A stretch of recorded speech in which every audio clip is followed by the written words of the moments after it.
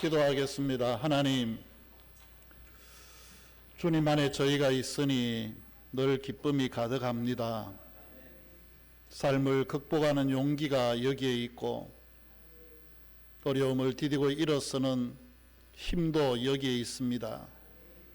저희가 늘 주 안에 있어 하나님이 주시는 영적인 기쁨 속에 육의 시간들을 극복해내는 온 그리스도인이 되게 하시옵소서. 이제 예비하신 말씀을 읽고 듣기 원하오니 성령께서 친히 이 말씀이 저희 안에 자리 잡을 수 있도록 길을 안내하시고 빛을 비추어 주옵시며 말씀을 통해서 저희의 마음의 용기를 얻게 하여 주옵소서. 연약한 종을 붙들어 주시기를 원하옵고 예수님 이름으로 간절히 기도드리옵나이다. 아멘. 오늘 우리에게 주신 말씀 빌립보서 1장 12절에서 21절까지의 말씀입니다.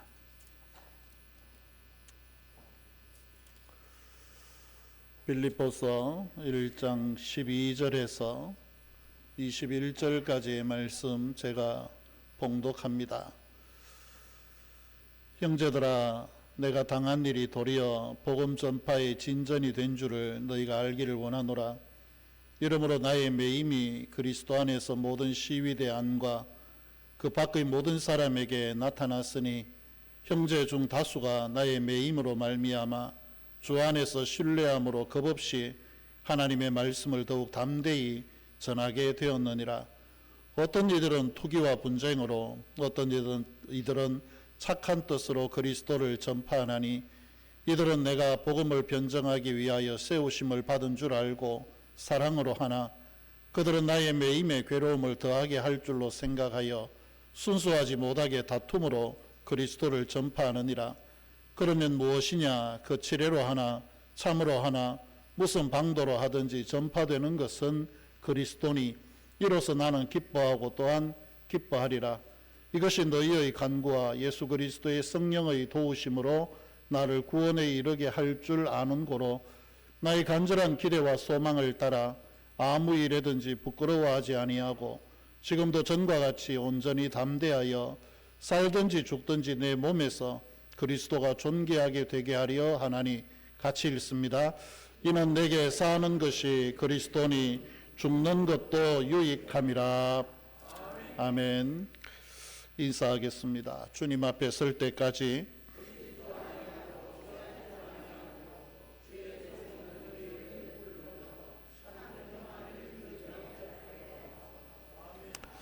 우리의 유일한 구원자는 예수 그리스도이심을 믿으십니까?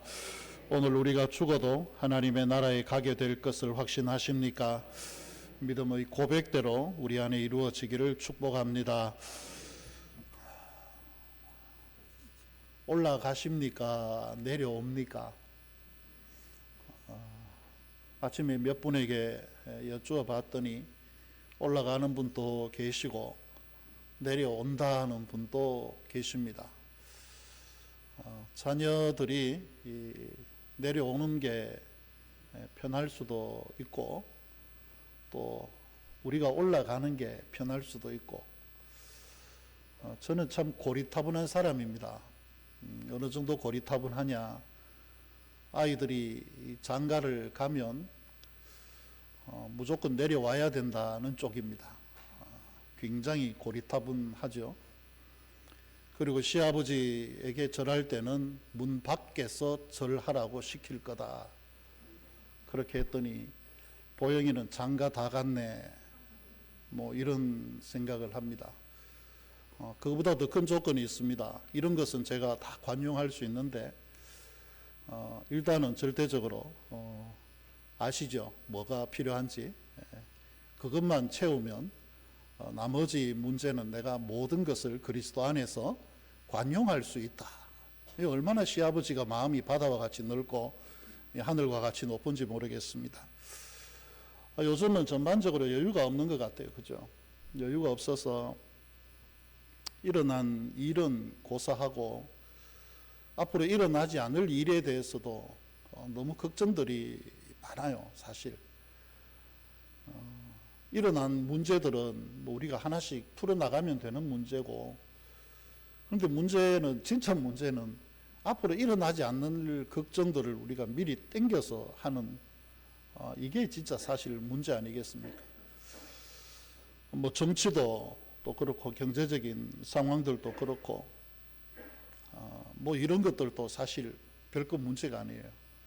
지금 우리에게 가장 심각한 문제는 아마 건강한 삶에 대한 욕구, 이게 문제가 많이 될 겁니다. 아프지 않았으면 좋겠다라고 하는 그 걱정이 머리를 아프게 만드는 거예요, 지금. 그래서 더 염려스럽고, 그러다 보니까 우울증이라는 것도 미리 땡겨서 하는 걱정 때문에 우울증도 생겨나고, 뭐 여하튼 전체적으로 상황이 지금 우리 개인적으로도 사회적으로도 좋지 않습니다. 우리 교단이 생기고 난 이후에 2024년은 교회적으로 굉장히 중요한 해입니다. 왜냐하면 교단이 생기고 기독교가 한국에 들어온 지 120년이 넘는 130년의 시간 가까운 동안에 드디어 작년에 교회 숫자가 줄었다는 통계가 나왔습니다. 경안노회 같은 경우에는 교회 생존을 위한 협의회를 만들 정도로, 위원회를 만들 정도로 교회 생존에 대해서 심각한 위협을 받고 있습니다. 아무래도 그쪽 지역이 조금 고령화 사회다가 보니까 조금 더 그럴 수 있을 겁니다. 시골 지역에서. 보통 65세 이상의 인구가 20% 정도 되어지면 초고령 사회로 진단을 합니다. 한국 교회는 이미 오래전에 평균 연령이 65세 이상을 넘었습니다. 초고령 사회, 초고령 교회들이 된 거죠. 우리나라도 2025년도부터 초고령 국가가 되어졌습니다. 굉장히 빠른 속도로 노령화가 이루어지고 있다, 그렇게 볼 수 있겠죠. 그렇게 되면 참 여러모로 또 문제가 생기지 않겠습니까? 교회의 숫자가 줄어들고 교인들의 숫자가 줄어들고 뭐 인구가 줄어드니까 교회의 숫자는 어쩔 수 없이 줄어야 된다라고 이야기를 하지만, 그럼에도 불구하고 복음이라는 것은 중단될 수 없는 것이고 복음이라는 것은 감소될 수 없는 것입니다. 세상에 어찌되었든 교회는 그래도 계속해서 성장할 수 있어야 합니다. 원래 우리 교회도 여러분 마음의 작정을 한 번씩 이렇게 해 보십시오. 내가 한 사람 정도는 전도를 해야 되겠다. 가끔씩 어디 가신다, 뭐 난 다른 데로 살러 간다 그러는 분, 또 아니면은 천국으로 이사를 간다 이러는 분들에게 제가 부탁하는 게 있습니다. 한 사람 그 자리를 채워놓고 가시라고 그렇게 부탁을 드립니다. 근데 뭐 그런 게 아니라도 우리 교회의 생존을 위해서라도 앞으로 여러분들 전도라는 것에 조금 더 관심을 가지고 마음을 좀 낼 수 있어야 됩니다. 우리가 환경이 아무리 어려워도 거듭 드리는 말씀이지만 우리는 그리스도인들입니다. 그리스도인들이기 때문에 충분히 극복해낼 수 있습니다. 누구의 능력으로? 하나님의 능력으로 우린 충분히 극복할 수 있습니다. 아무리 어려워도 예배와 기도를 통해 하나님의 능력을 우리는 덧입을 수 있고, 모든 일을 믿음으로 이 힘든 시간들을 극복해낼 수 있는 유일한 존재가 바로 예수 그리스도 안에 있는 여러분인 줄로 믿습니다. 빌립보서를 가리켜서 기쁨의 서신이라 그렇게 이야기를 합니다. 한편으로는 희락의 복음이다, 그렇게 이야기를 하는데, 요 몇 주 동안 계속해서 드린 말씀이 우리가 알고 있는 온유라는 단어도 사람이 그저 멍하게 좋은 게 온유가 아니라고 이야기를 드렸습니다. 힘이 있으나 그 힘을 내지 않는 것, 감추어 두고 있는 사람이 온유한 사람이라 그렇게 이야기를 드렸습니다. 평안이라는 에이레는 어떻습니까? 샬롬이라고 하는 평강은 또 어떻습니까? 이 모든 것들이 완전히 뭐 문제가 없는 데서 오는 게 아니라 수없이 많은 문제가 있는데도 불구하고, 그럼에도 불구하고 우리가 하나님의 평안을 누리고 평화를 누리고, 그리고 그뿐만이 아니라 우리 안에 폭발시킬 만한 에너지가 있어도 이것을 드러내지 않고 타인을 위해서 나를 내려놓을 수 있는 온유함을 가지는 것. 이게 그리스도인들의 최고의 장점 아닙니까? 바로 우리는 이런 것들로 세상을 이겨낼 수가 있습니다.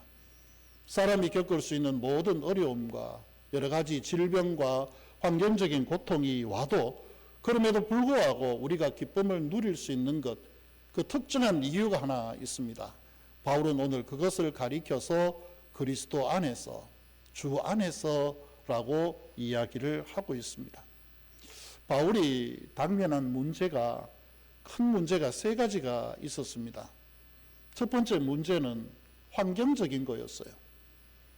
이 빌립보서를 로마의 감옥에 있을 때 편지를 쓰는 겁니다.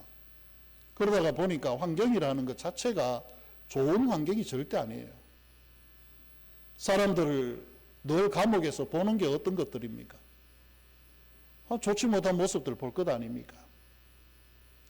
여러 가지 어려운 상황들, 내 마음대로 활동할 수 없는 억압된 생활이었고, 뭐 여러 가지 많은 것들이 있을 수 있어요. 그런 환경에 대한 문제가 바울에게 제일 먼저 다가오는 걸림돌이었고, 그리고 두 번째 걸림돌은 사람에 대한 걸림돌이었습니다. 막상 바울이 감옥에 잡혀 들어가자마자 교회 내에서 이상한 소문이 들기 시작합니다. 어떤 사람은 이제 바울이 잡혀 들어갔으니 우리라도 열심히 전도해보자, 이런 사람도 생겼어요. 근데 또 한편으로는 아우 잘됐다, 이제 내 이름이 좀 드러나겠네, 이제까지 바울의 그늘에 늘 가려 있었는데 이제 내 이름이 좀 드러나겠다, 아이고 속이 다 시원하다. 마치 우리 요즘 정치인들이 하는 짓이나 비슷한 짓들이죠. 그게 교회 안에 있었어요. 이게 바울을 계속 괴롭히고 있습니다. 그리고 또 하나 문제가 있어요. 바로 개인적인 문제입니다. 죽음이라는 문제예요. 언제 죽을지 모른다라고 하는 두려움이, 바울도 인간인데 그게 왜 없었겠어요? 이런 것들이 바울을 지금 현재 빌립보 안에, 로마 감옥 안에 있으면서 빌립보 교회를 향하여 쓰는 이 편지 속에 이런 마음들을 분명히 담아내고 있습니다. 그런데 놀라운 것은 그리스도 안에서라는 말을 통해서 바울이 이 모든 걸 뒤집고 있습니다. 다른 게 아니라 오직 그리스도 안에서, 엔 그리스도라 그러죠. 그리스도 안에 있으면서 내가 이 모든 걸 바라보는 시선이 달라졌다. 내가 지금 두려워하고 있는 이 환경도, 나에게 걸림돌이 될 만한, 마음이 불편하게 할 만한 저 사람들도, 심지어 내가 언제 죽을지 모른다고 하는 이 죽음에 대한 두려움도, 내가 그리스도 안에, 주님 안에 있을 때 이 모든 상황을 내가 달리 보게 되었다. 오늘 이 성경이 바로 그것들을 이야기를 하고 있습니다. 그리스도 안에서, 주님 안에서라는 말은 바울의 신앙 고백 속에 두 가지 의미를 담고 있죠. 하나는 그리스도와 한 몸을 이룬 연합체라는 것을 이야기를 합니다. 그리고 또 하나는 동행이라는 의미가 그 속에 담겨져 있어요. 동행. 이 동행이라는 말, 여러분 이거 어떻게 생각하십니까? 요즘 식당에 밥 먹으러 갔을 때 제 아내하고 어떤 자리에 앉았을까 봤는데 100의 99%는 마주보고 앉았어요. 대부분 그렇죠? 어때요? 이명신 집사님 남편하고 같이 밥 먹을 때 마주보고 앉아 먹어요? 어떻게 먹어요? 뚝 떨어져 앉았어? 같이 앉지만 마주보고? 이게 동행이 아니래요. 동행은 한 방향으로 보는 거랍니다. 동행은 마주 앉아서 서로 다른 방향이 아니라 한 방향으로 보는 게 동행이에요. 그래서 부부가 식탁에 앉아 밥 먹을 때 옆에 앉아서 먹어야 된다는 거예요. 이게 동행이라는 거예요. 불편할 수 있잖아요. 걸릴 수도 있고. 그런데 누구든지 한쪽 팔은 조금 양보해 줄 수 있는 거, 이게 동행이래요. 굉장히 저 충격받았어요. 100에 99회 정도는 제가 생각해도 마주 앉아서 먹거든요. 근데 동행하지 않은 게 됐어요. 그리스도와 동행한다. 이것은 그리스도와 같은 방향, 예수님이 보는 방향으로 보고 예수님의 시선으로 상황을 보고 예수님의 시선으로 사람을 보고 예수님의 시선으로 우리 자신을 바라보는 것을 의미를 합니다. 이게 그리스도 안에서라는 연합의 의미, 동행의 의미를 그리스도 안에서 그렇게 담고 있는 겁니다. 바울이 그런 시선으로 그리스도 안에 있으면서 주님 안에 있을 때 도대체 그에게 새롭게 보여진 게 뭐였을까요? 그에게 가장 먼저 보여진 게 고난 속에 지금 내가 겪고 있는 이 환경의 어려움 속에 숨겨져 있는 하나님의 섭리를 그가 보게 되는 겁니다. 바울 자신이 감옥에 갇힌 일, 지금 이게 분명히 고난일 거예요. 힘들 겁니다. 이해되지 않을 수 있어요. 그런데 지금 그리스도 안에서 믿음의 시선으로 주님이 보는 시선으로 봤을 때에 그게 아니었던 거죠. 왜냐하면 자기가 갇힘으로써 오히려 사람들에게 무엇이 전파될까요? 거기 주변에 있는 사람들에게 예상하지 못하게 복음이라는 것이 전해지기 시작을 한 겁니다. 제일 먼저 누구에게? 시위대. 이 시위대라는 존재들이 참 중요합니다. 우리나라 조선으로 친다 그러면 금군이죠. 왕실 수비대를 이야기를 합니다. 로마 황실 수비대 2,000명 정도의 순수 아리안 혈통 계열의 귀족 자제들, 황족들만 구성된 순수 로마 시민권자 2,000명이 바로 시위대였습니다. 굉장히 일반 사람들은 접근하기 어려운 존재들이에요. 그런데 이 시위대가 바울이 있는 감옥을 지킨 겁니다. 사명이 하루 4교대씩 근무를 합니다. 그럼 몇 명이 만날 수 있는 겁니까? 바울이 잠을 안 잤다 그러면 16명. 아마 사람들이 계속해서 그 다음날 또 교대로 들어오고 교대로 들이왔기 때문에 많은 사람들이 새롭게 바울을 접촉할 수밖에 없는 거죠. 바울이 생각할 때 감옥에 갇혀서 이제 내가 몸이 묶여 있으니 더 이상 내가 복음을 전할 수 없겠다라고 예상을 했는데 오히려 로마 시민권을 가지고 그 중에서도 더 특별한 종족, 아주 특별한 사람들, 황족의 계열들이 그에게 복음을 들으러 지발로 찾아오는 거예요. 어쩔 수 없이 오는 거겠지만 찾아오는 겁니다. 이를 통해서 열매가 맺어집니다. 4장 22절 한번 보시겠어요? 빌립보 4장 22절 뭐라고 이야기를 하고 있습니까? 문안하는 장면인데 이렇게 이야기를 해요. 같이 읽어볼까요?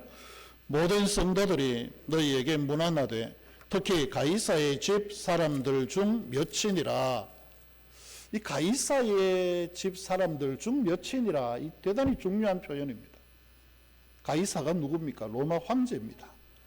황제 집안의 사람들 몇이 빌립보 교회 여러분들을 향해서 문안합니다. 이들이 복음을 어디에서 들었을까요? 지금 감옥에 있는 바울을 통해서 복음을 들은 겁니다. 감옥 안에서 나는 갇혔다고 생각했는데 내 환경은 굉장히 어렵다고 생각했는데 하나님은 오히려 그걸 바꾸어서 복음을 전하는 수단으로 삼으신 거예요.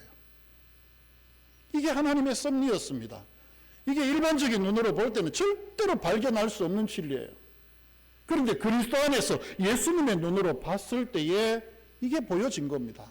사실 바울이 이런 반전의 역사 경험하기 이전에 예수님께서 이미 이 반전의 역사를 우리에게 보여주셨습니다. 사람들은 십자가에 예수님을 못 박으면서 이제는 우리가 이겼다라고 생각했지만 하나님은 그 십자가를 뭘로 바꾸십니까? 죽음의 자리에서 부활로 바꾸어 주십니다. 그 부활을 통해서 폭발적인 복음의 능력을 통해 오늘 교회가 여기에까지 이르게 되어진 거지요. 고린도전서 1장 18절 확실하게 이야기합니다. 십자가의 도가 멸망하는 자들에게는 어떤 것이요? 미련한 것이요. 구원받는 우리에게는 뭐가 됨이라? 하나님의 능력이 됨이라 그랬습니다. 우리가 주님 안에 있을 때 우리가 환경적으로 불행하다. 우리 집 왜 이렇지? 내 삶은 도대체 왜 이런 거야? 이런 마음들이 들어올 때 그러나 여러분 그 속에 하나님의 숨겨진 비밀이 있지 않겠습니까? 하나님께서 숨겨놓으신 여러분을 위한 행복과 소망의 축복들이 우리 가운데 있지 않겠습니까? 어려운 삶의 여건이 있어도 주님 안에 굳게 붙어 있으시기를 바랍니다. 그래서 숨겨놓으신 하나님의 섭리 가운데 주어지는 은총을 누리는 성도들이 되시기를 축복합니다. 두 번째는 시험당할 일을 만나도 시험당하지 않게 되는 은혜를 바울이 주님 안에 있을 때 발견을 하게 됩니다. 바울이 감옥에 갇혔다는 소리가 들리자 사람들이 확실하게 나누이죠. 확실하게 나눕니다. 어떤 사람은 사도가 갇혔으니 우리가 좀 더 열심을 내자 이러는 사람들이 있을 수 있고, 또 어떤 이는 잘 됐다, 이번에는 내가 바울을 능가해야 되겠다, 내가 올라서야 되겠다, 저 양반 때문에 내가 이제까지 그늘에 갇혀가지고 내 숨도 한번 제대로 못 쉬고 살았는데 옳거니 잘 됐다, 이제 내가 한번 해보자. 바울도 인간인데, 그죠? 자기 업적을 가로채려는 사람들, 어떤 사람은 자기를 갖다 좀 은근히 까는 사람들, 뭐 이런 사람들 소리를 들으면은 또 이걸 바울에게 옮겨주는 사람도 분명히 있었을 거예요. 우리 가끔 그런 사람들 경험하잖아요. 신나게 둘이서, 세 명이서 누구 흉을 신나게 봤는데 세 명이 입을 다물고 있으면 그걸 누가 할까요? 그런데요, 그 중에 한 사람은 꼭 간첩이 있어요. 그래서 그 이야기를 대상이 되었던 사람에게 살포시 그렇게 이야기를 하던데 라고 이야기를 하면서 옮겨줍니다. 그런 사람들이 있잖아요. 바울도 그런 이야기 들으면 기분이 좋을까요, 나쁠까요? 나쁠 수 있겠죠. 어떤 사람은 뭐 이렇게 해서, 어떤 사람은 저렇게 해서, 이 소리를 들으면 바울도 인간인데 기분 나쁘죠. 그런데 이 기분 나쁜 것을 그리스도 안에, 주님 안에 있으면서 보는 시각이 달랐어요. 18절 말씀 한번 보시겠습니다. 1장 18절 같이 읽습니다. 그러면 무엇이냐? 그 치레로 하나 참으로 하나 무슨 방도로 하든지 전파되는 것은 그리스도니 이로써 나는 기뻐하고 또한 기뻐하리라. 아멘. 참 있을 수 없는 일 아니겠습니까? 당연히 될 수 있는 시험에 그 시험을 극복해냅니다. 주님 안에 있으면서 그걸 극복해내요. 무슨 방도로 전파가 되든지, 뭐 어떤 이유로 나를 시기하고 미워해서 전하든지, 나를 좋아해서 전하든지, 어떤 경우에든지 복음이 전파되니까, 이것으로 그리스도의 이름이 전파되니까 나는 이것 자체가 기쁘다, 행복하다. 이 정도 수준이면 예수님 근처까지 갔다고 이야기할 수 있지 않을까요?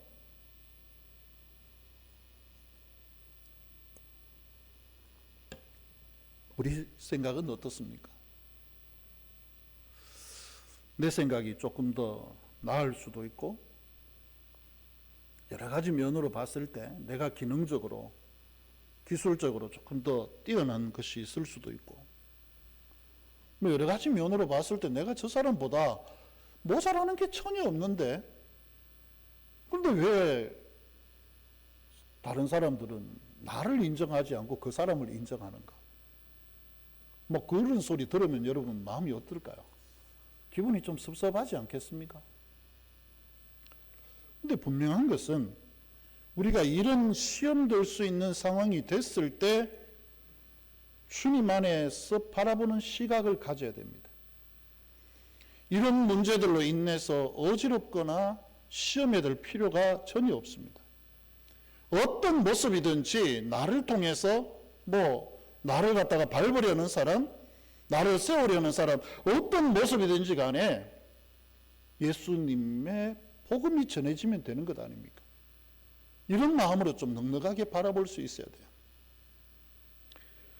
누구의 힘이든지 간에 누가 어떻게 인정을 받든지 간에 관계없이 그를 통해서든지 나를 통해서든지 하나님의 교회가 든든히 세움을 받고 복음이 넓게 확장되어져 간다면 일단은 그것으로 된 것 아니겠습니까? 우리가 이런 시야의 확대가 바로 그리스도인들이에요. 한국 교회가 참 못하는 게 이런 면이 있거든요. 옆에 교회가 조금 잘 하는 것 같으면 그 옆에 있는 교회가 왠지 조금 다른 사람들에게 싹 깎아내리는 습관들이 있어요. 우리는 그런 사람들하고는 다른 사람들이지 않습니까? 우리는 그리스도인들입니다. 그리스도 안에 있는 사람, 주님 안에 있는 사람들이에요. 주님 안에 있기 때문에 모든 시각을 예수님의 시각으로 보면서 우리에게 주어진 사람으로 인한 시험이나 여러 가지 어려움들, 내가 듣기에 기분이 나쁠 수도 있는 그 소리조차도 그리스도의 시각으로 바라보면서 극복해낼 수 있는 사람들입니다. 오늘 우리에게 사람 때문에 시험 들 수 있잖아요. 기분 나쁠 수 있죠. 일 때문에 섭섭할 수도 있죠. 그러나 주님의 시각으로 바라보십시오. 그것을 통해서 큰 일을 이루어 가시려는, 복음을 이루어 가시려는, 우리 교회를 더 크게 하시려는 하나님의 뜻을 볼 수 있었으면 좋겠습니다. 이게 진짜 성숙한 신앙의 모습이거든요. 마지막 하나는 이 죽는 문제, 이것도 복이라는 것을 바울이 그렇게 고백합니다. 당시 감옥이라는데 그렇지 않습니까? 죽음에 누구보다도 가까이 있는 데잖아요. 감옥이라는 데는. 우리나라 조선에 그 대명률을 가져와서 뭐 경국 대전도 만들고 뭐 이렇게 해서 우리나라 법을 만들었는데 그 법에 보니까 참 재밌는 것들이 있어요. 부모를 때리면 어떻게 될까요? 성경은 뭐라고 이야기를 하고 있습니까? 죽이라 그러거든요. 성경은 죽이라 그래요. 부모를 치는 자. 조선시대의 부모회를 대접 잘못하면 어떻게 될까요? 차명입니다. 목을 자른다는 거예요. 도둑질을 한 번 했더니 장열대, 그냥 회초리 매가 아니고 장열대, 이 넓고 큰 걸로 보통 10대 정도 맞으면 살이 터져서 운신이 불가할 정도랍니다. 그러면 2번 하면 어떻게 되느냐? 도둑질 2번, 전과 2범은 어떻게 되느냐? 상당히 심한 벌이 있고 도둑질 4번 하면은 교수형에 처합니다. 교형이라 그러죠. 죽입니다. 목을 매달아 죽이는 거예요. 그런데 이게 거의 대부분 감옥 주변에서 이루어졌대요. 특별히 사형이라는 것은 뭐 다른 데 가서 했지만 때리고 이러는 것은 거의 감옥과 재판장 이 앞에서 했는데 이 감옥 앞에서 한 이유가 있대요. 갇혀있는 사람들 보고 두려움을 극대화시키는 거예요. 니들도 한 번만 더 이 짓 하면 이렇게 된다는 거예요. 그러니까 바울이 감옥에 갇혀 있다는 것은 여러분 죽을 사람도 들어올 거 아닙니까? 매 맞을 사람도 들어오고. 그러니까 어떤 것보다도 이 감옥이라는 데는 죽음에 가까운 데예요. 오늘이라도 당장 잡혀가서 그냥 죽이면 죽일 수 있는 자리예요. 언제 죽게 될지 모르는 게 더 고통 아닙니까? 이게 더 힘든 거잖아요. 그런데 바울은 이것조차도 내가 죽는 것도 그리스도 안에 있으면, 주님 안에 있으면 이것도 복이다라고 이야기를 합니다. 왜? 복음을 위해서 죽는 것이기 때문에. 나의 죽음을 통해서 그리스도가 전해진다면 이 또한 복이 아니겠는가?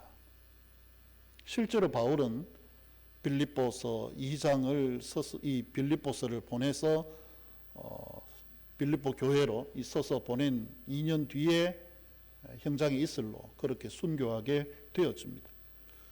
분명한 것은 바울이 살아서 전한 복음보다도 죽고 난 이후에 그가 기록한 편지들을 통해서 훨씬 더 많은 그리스도인들이 탄생이 되어졌다고 하는 사실, 참 놀라운 일 아니겠습니까? 우리가 끝까지 복음을 전해야 하는 이유는 분명합니다. 이것으로 말미암아 하나님의 상이 약속이 되어져 있기 때문에.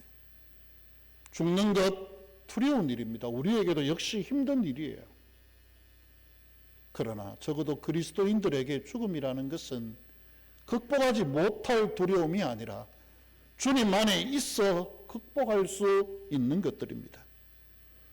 복음을 위해서 끝까지 살다가 죽고 난 이후에 우리의 복음의 영향력이 여러분 가문 아래 더 넓게 가문을 번성시키는 도구가 될 수 있기를 바랍니다. 요한계시록 14장 13절 말씀합니다.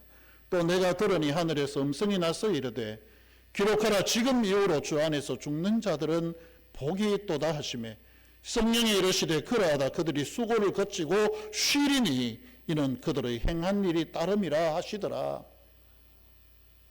우리의 행한 일대로 주님은 우리에게 분명히 아버지의 나라에서 상급으로 갚아 주실 줄로 믿습니다.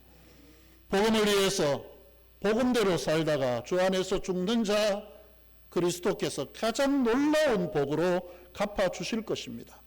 그 가문이 결코 초라해지지 않을 겁니다. 믿음으로 사는 이의 가정이 초라해지는 것 주님 그것은 허락하지 아니하실 것입니다. 분명한 상급이 하늘에서도 있거니와 복음을 전하다가 희생당하는 것만큼은 이 땅에서 적어도 우리에게 후손들에게 더 큰 은혜로 갚아 주실 줄로 믿습니다. 이러한 복음에 대한 생명력이 우리 안에 죽음을 극복하는 그 능력이 주님 안에 있을 때 생길 수가 있는 것입니다. 지금 우리는 분명히 바울이 처한 그런 환경에 노출이 되어져 있습니다. 세상의 분위기가 언제 어떤 일이 일어날지 지금 사실 아무도 몰라요. 근데 결국 그리스도인들에게 이 모든 환경들을 또 사람들로 인한 시험들을 그리고 내 자신의 미래에 대한 죽음에 대한 두려움도 극복해내게 할 수 있는 열쇠가 어디에 있느냐? 성경은 단언코 이야기합니다. 주님 안에 있을 때, 주님 안에 있을 때 우리는 고난 속에 감춰진 하나님의 축복의 섭리도 볼 수가 있고 시험에 들지 않을 만한 넉넉한 믿음도 얻을 수 있고 죽음도 극복할 수 있는 초자아의 세계를 살아갈 수 있다라고 성경은 말씀합니다. 세상이 아무리 어려워도 믿음이 낙심하기 딱 좋을 만한 환경이 있어도 우리는 주님 안에 살아가는 진짜 그리스도인임을 기억하시기를 바랍니다. 뭔가 타다고 원망하는 것이 아니라 주님 안에 있어 믿음으로 극복해 내시기를 바랍니다. 주님 안에 있어서 오히려 어려움을 축복으로 바꾸고 시험을 오히려 승리로 바꾸어 가고 죽음을 생명으로 바꾸어내는 강한 믿음이 우리 온 성도들 안에 있어 여러분의 가문과 삶이 나날이 번성하는 은혜로 채워지기를 축복합니다. 기도하겠습니다. 하나님, 저희가 어려운 환경임은 틀림이 없지만 저희가 그리스도 예수 우리 주 안에 있음으로 말미암아 이 모든 환경과 사람으로 인한 시험과 미래의 죽음에 대한 두려움도 극복해낼 수 있는 온전한 그리스도인으로 이 땅을 살게 하여 주시옵소서. 온 성도들이 이 믿음으로 상황을 극복함으로써 하나님이 예비하신 영원한 것들을 풍성히 누리는 은혜가 있게 하시옵소서. 예수님 이름으로 간절히 기도드리옵나이다. 아멘.